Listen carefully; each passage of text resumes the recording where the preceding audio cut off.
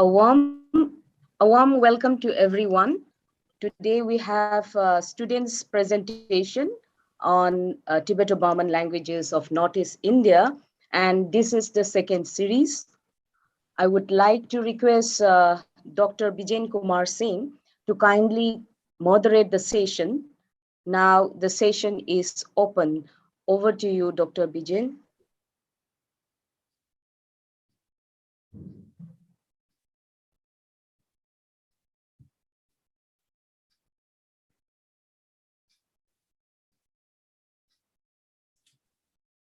Bijen, okay. Yes. Again, that there was a bit problem in network. Okay, thank you, Dr. Bobita, for giving this opportunity. Dear friends, as we have announced earlier in our flyer, it was scheduled for 2 scholars from the Nagaland University. So because of some medical emergency in the family member of one of our today's student presenter, Baby Tinio, she has dropped her presentation for today, and in somewhere in the next month we will try to schedule for her talk. And today we have only one speaker as a student presenter. Her name is Mughalivi Sumi. She recently submitted her MPhil dissertation, and she is pursuing her PhD again. And today she is going to present on gender in Sutsa. So yes, that's all I can inform about the Mughalivi. And yeah, time is your, Mughalivi. You can start your presentation. Thank you, sir.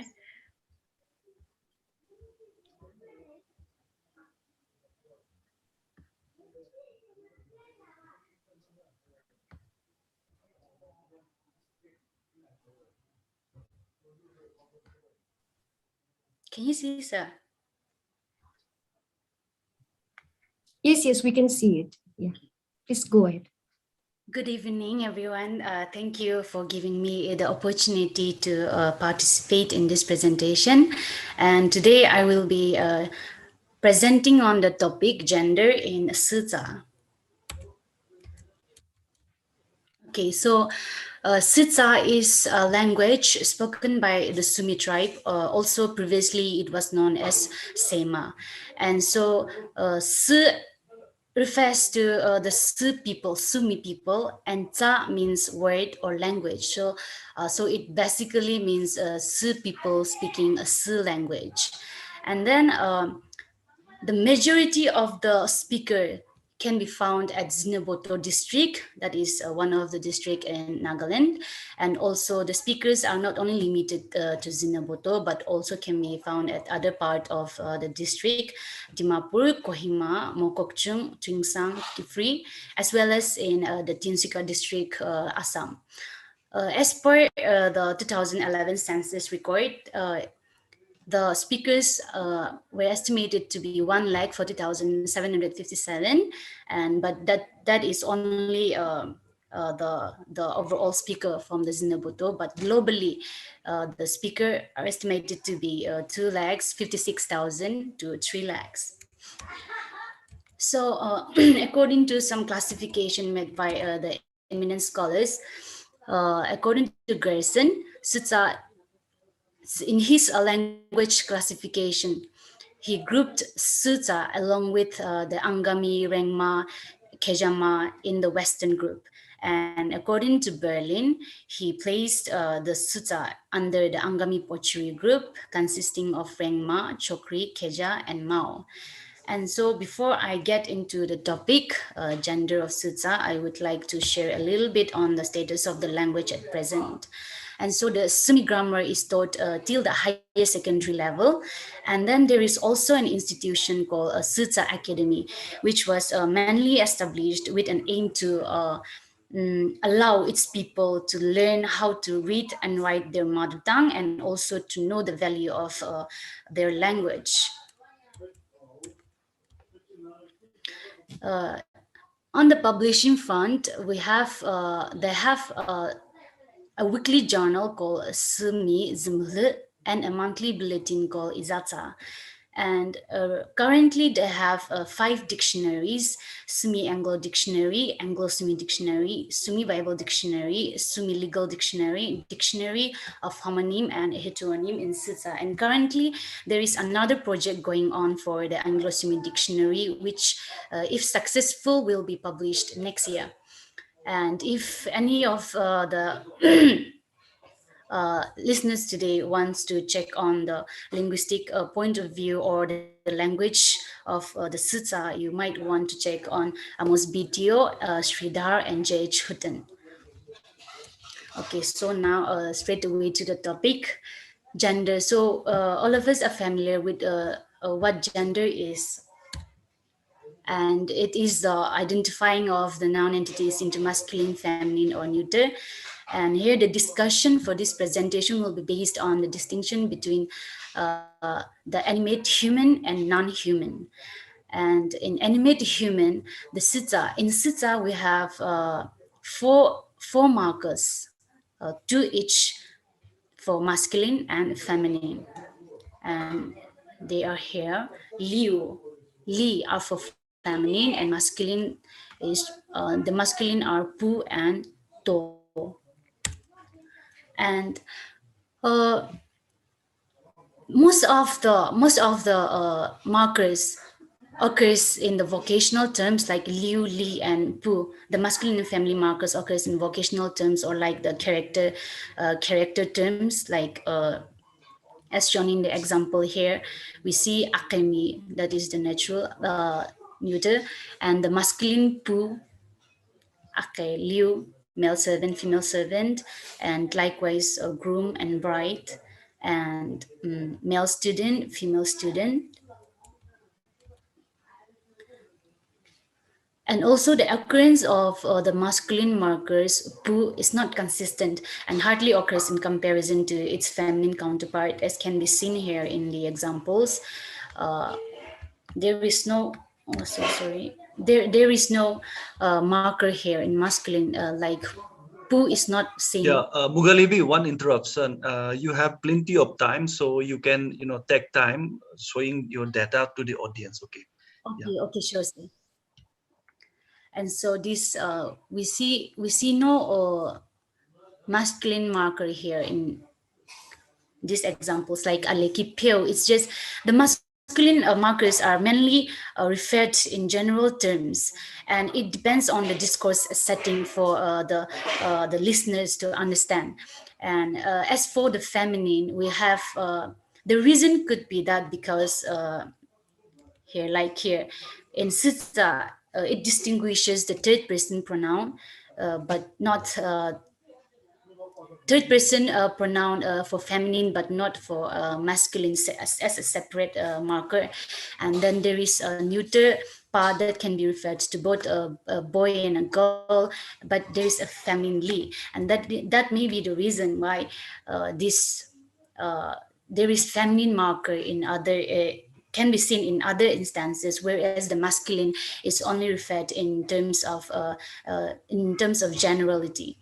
And so yeah, these are the examples.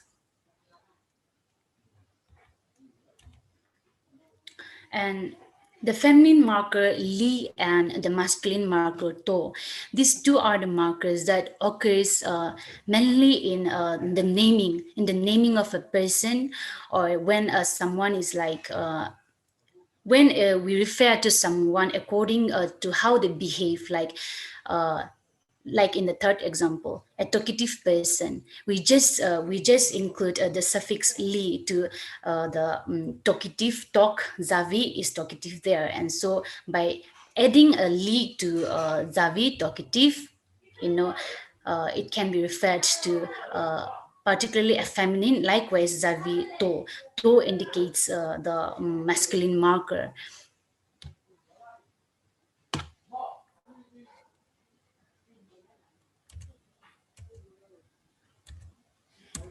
And as for the gender, there is no particular unique element or affixes or suffixes to distinguish the feminine or the masculine in the kinship terms, as shown in the examples here.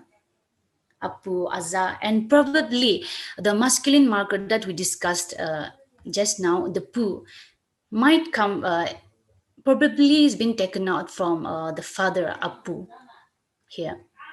But it does not show consistency, and it is not productive.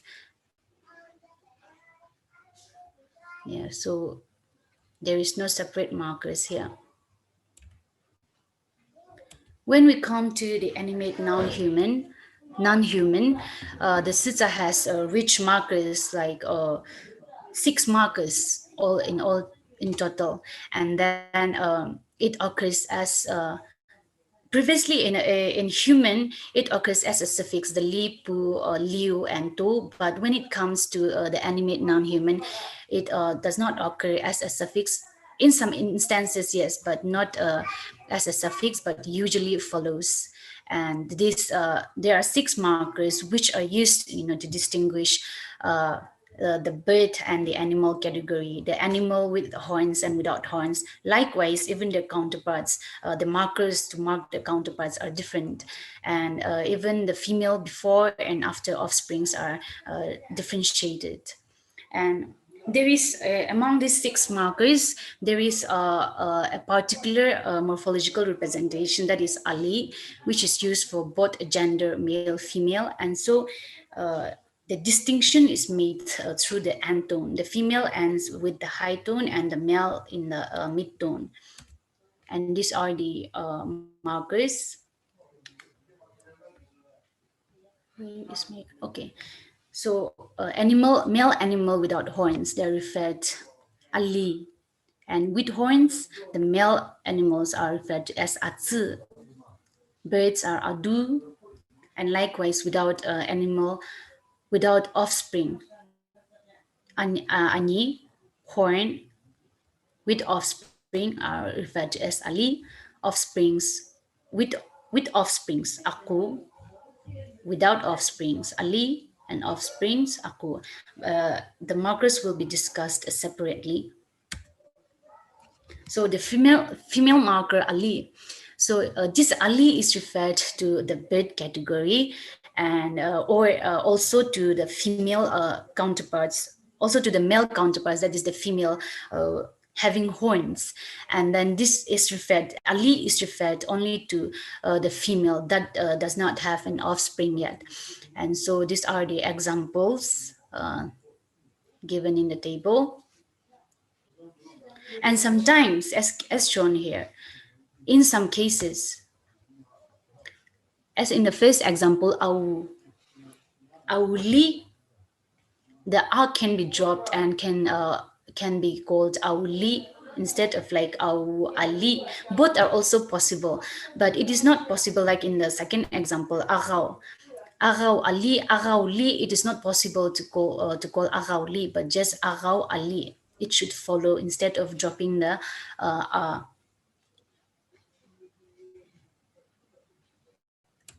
And then the female marker Ani. So these are referred to the female category that does not fall under the Ali that we discussed just now, and also it does not fall under the category. Okay, so these are animals. These are female animals whose counterparts are without horns, as can be seen in the example provided in the table.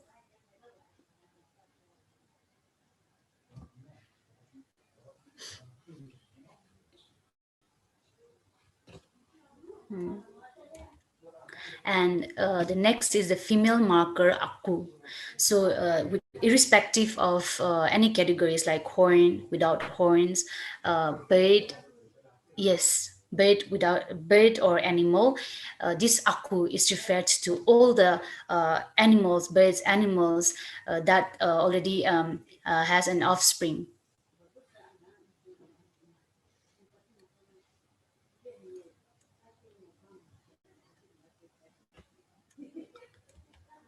And now to the masculine marker. Masculine marker, Atsu, this is referred to the animals that have horns, the category of horns.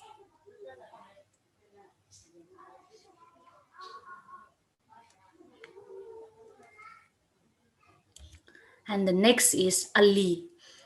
Ali, this marker is used on male animals that does not have horns, like dog, pig, cat, squirrel, lion. Oh, I think I repeated.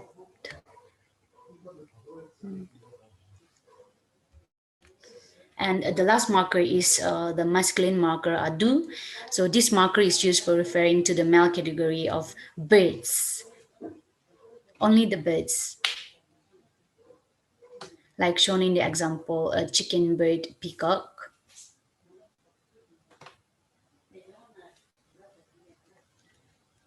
Okay, so these are the markers that were found in the sutta, and then altogether there are 10 markers that was been found, and then the 4 markers are used for referring to the animate human, that they are liu, li, pu, and to, and 6 markers used for referring the animate non-human, ali, ali, atsu, adu, ani, ali, aku.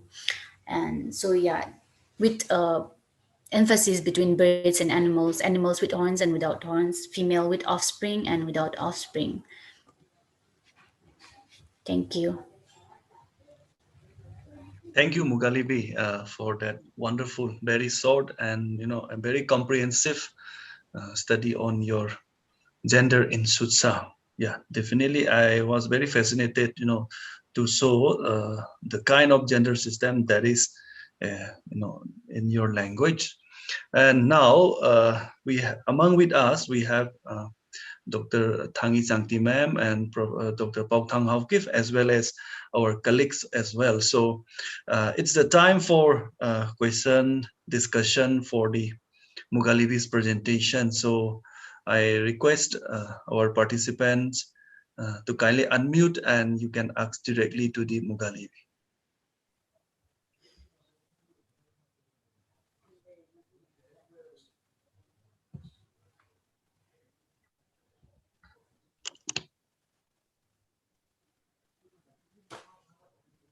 Okay, so meantime, yes, when we are waiting for our participants to come in, one thing that I observe I just forgot exact data, but like Serbian or some male female, where only you mark only it was marked in female counterparts, not to the male.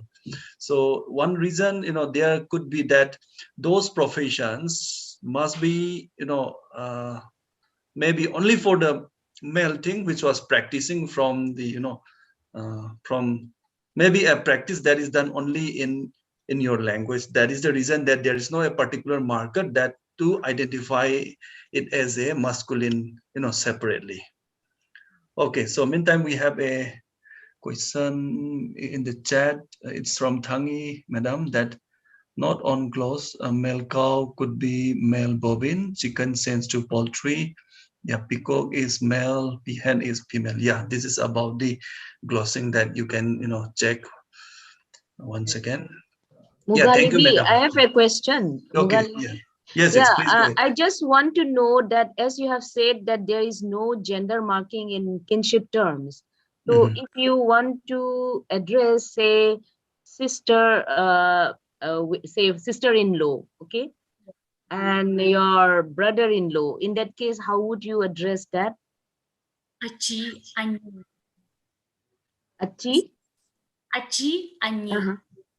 So, Achi so is brother-in-law and Ani is a sister-in-law. So there itself also there is no indication of the gender, as you have said, li, liu, pa, and pu, and these things are not there yet.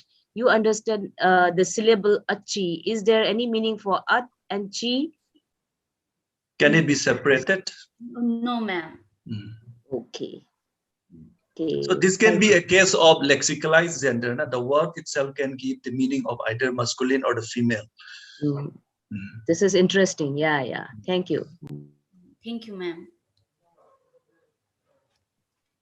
Just one remark on Mughalivi's presentation. In the entire PPT, you have focused more on the morphological gender than the biological or lexical gender, right? So you have two things, two options. Either you can modify the title later on as, morphological gender in Sutsa, or if you just want to keep gender in Sutsa, then it, includes lexical, whether it has lexical or morphological or grammatical or semantic. I mean, we don't know. So just be a little careful when you give the title, so that it, we have a kind of an expectation when you will be presenting the presentation. So I have a question. I noticed that most of the markers that you have given are all occurring after the noun. Is it always the same case? Can it be flexible? Ma'am, shall I show the slide so that I can be sure of which examples? Yes, you can do that. Yeah, sure.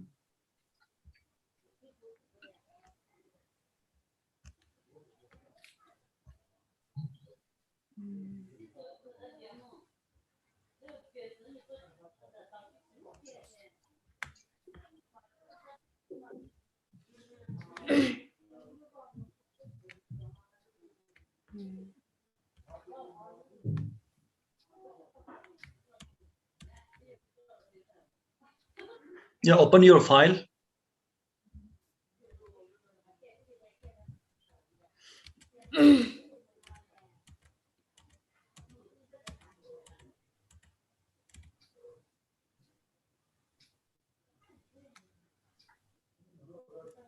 Sir, can you see my my PPT? No, we can see your folder, only the presentation for Tiblani.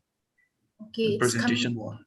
It's coming out in my screen, but Anyways, what I mean to say is that all the examples that you have given, all the morphological gender markers are occurring after the noun. So is it quite the regular order, or can it change sometimes? Ma'am, it is regular. Means all the markers are found only as the suffix, right? After the nouns Yes. only. Yeah. So there is no prefixing marker for gender, right? Yes, no. Actually, it's like the deverbalization. After the deverbalization, the ku, ki, and ku are the nominalizers in sita. So after the deverbalization, this pu or li, most of the times it occurs like that.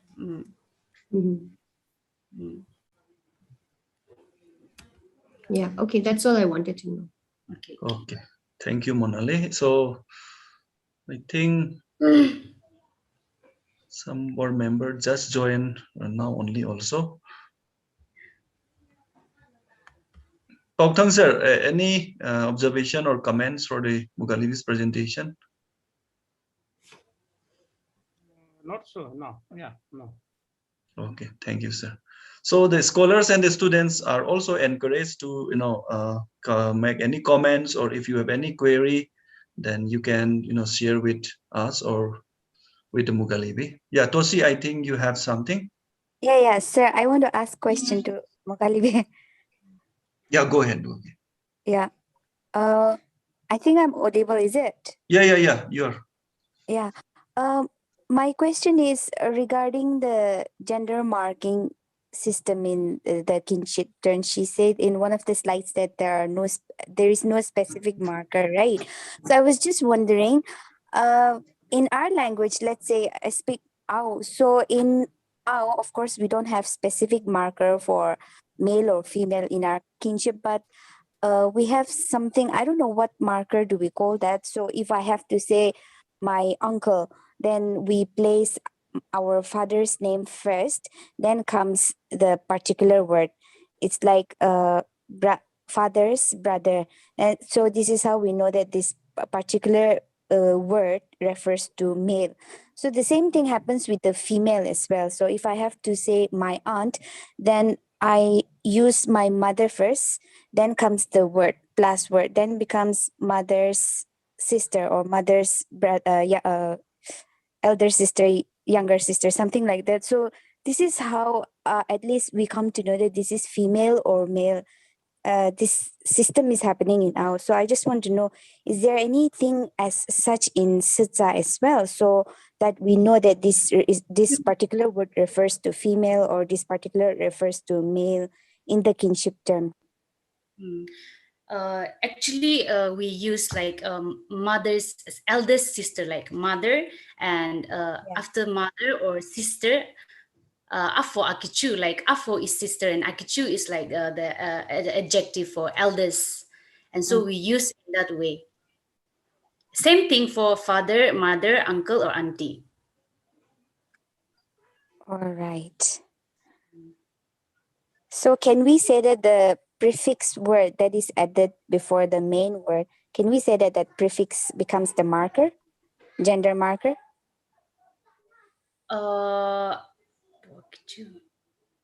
Gender. I think that would not be a gender marker, because if it is a if there is a gender marker separate for referring to a male female, then even when it stands as a independent word for just mother or father, we could just distinguish between them, that this particular thing is a marker for the female, this particular thing is a marker for the male. And so maybe sir can also So yeah, Tosi, are you clear with the explanation of Mughalivi? Are you satisfied? Yes, I just have a very small doubt whether. Yeah, this is language very typical features. It may be also even in my language also when we say kinship terms. Now, so there is no such markers that it can be identified as the female or the male, like masculine, feminine. Okay, so for irrespective of younger or the elder, my father's sisters, that we call auntie in English, or aunt, that we refer as the ine. Okay, ine. Yeah, just to mark that it is the elder or the younger, we can use like ine hal. Hal means the elder one, or ine ton or ine cha. Cha ton can be the younger one. Okay, but when we talk about the this one counterparts, that's the uncle, not the husband, then we call it the mama or the kura. Okay, means what itself, it can give the beingness of either male or the female. That is the lexicalized gender. So I think the same case is also happening in Chutsa language, that can be for other some language also, in that the word itself can give the meaning of being masculine or the feminine.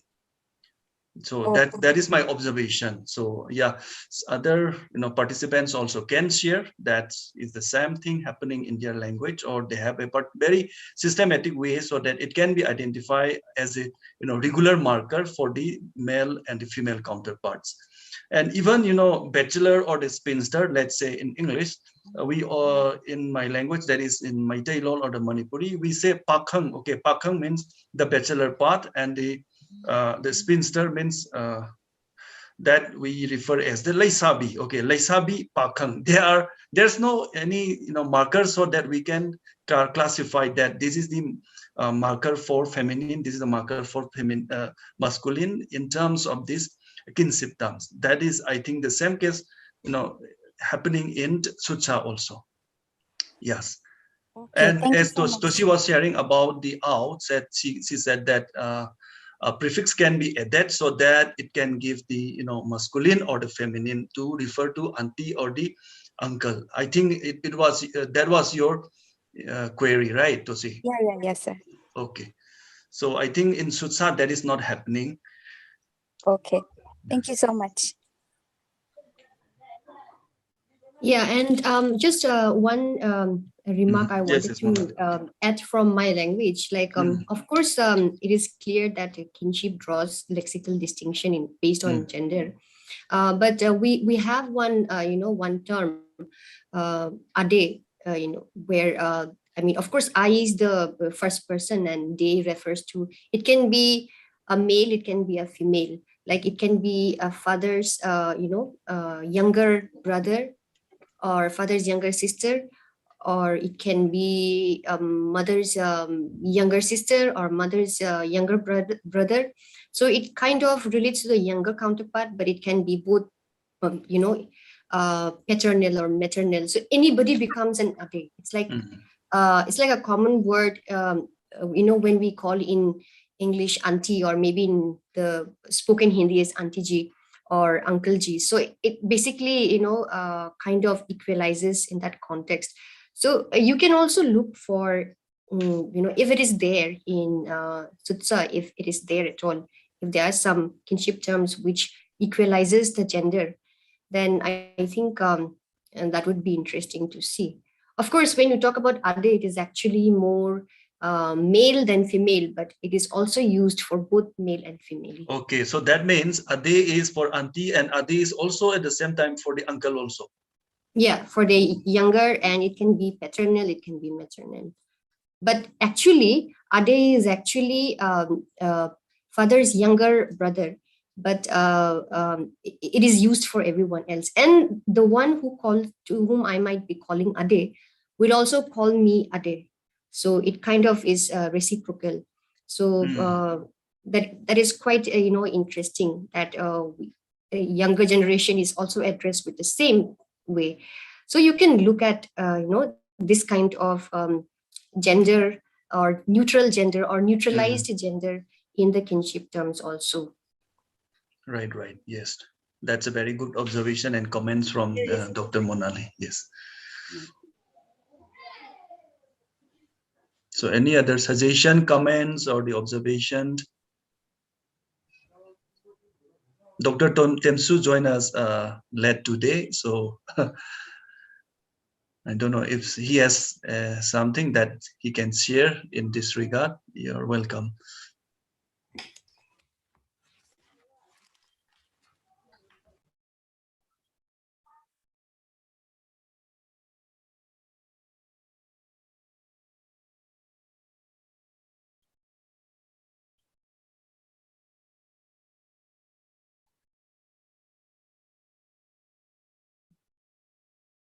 Any other comments or the observation?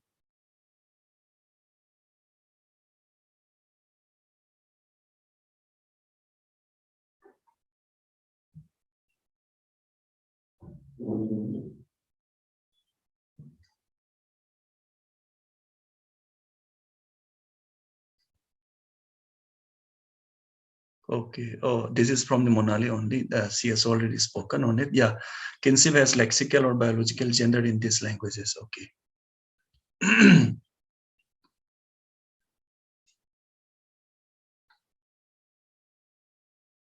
I think there is no more question, queries, or any other observation from our participants. We can have at least one last question or query if any of the participants has something on to share with us.